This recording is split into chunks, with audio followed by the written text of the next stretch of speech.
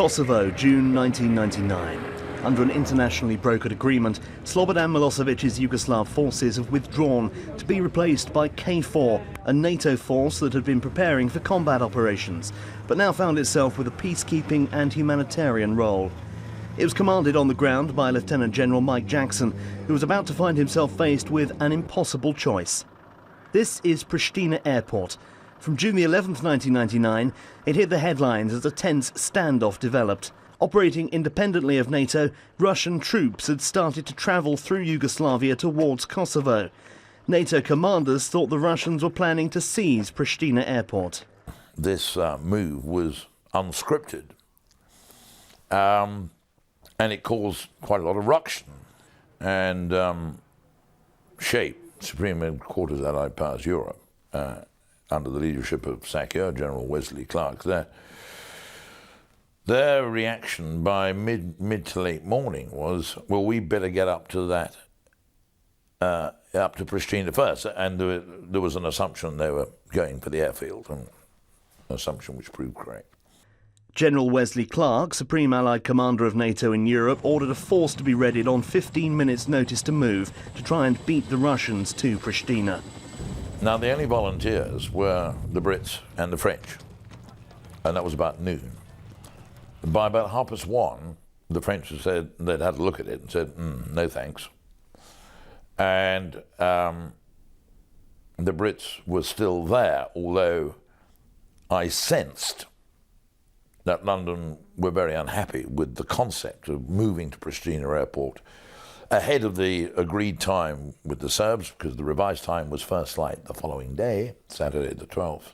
General Jackson was also uneasy and had prepared his response if he was asked to move the British troops to Pristina in this way. This wasn't what we were there for. The risks of some, either by accident or by design, some untoward clash in or around the airport between NATO, probably British, and Russian soldiers was a risk that simply didn't add up. The British had been given a warning order to move. They were just waiting for its confirmation. And I expected General Wes Clark to say, I now confirm my warning order, go.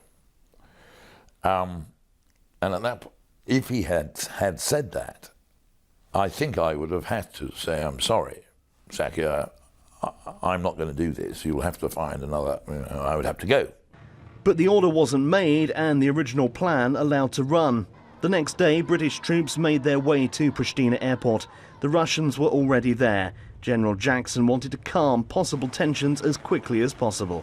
And that's when I first met General Viktor Zavazin, who was the commanding officer of this small Russian contingent. We started to make a bit of progress on personal terms. Despite the progress, the situation was about to escalate. We were urged to block the runway because there was intelligence, apparently, that the Russians intended to fly in thousands of troops. General Clark likened it to the dash for the Elbe in Germany in 1945, or the dash for Berlin. All seemed slightly far-fetched to me. I had a bit of a row. Thought again I might be out of a job within minutes, certainly hours.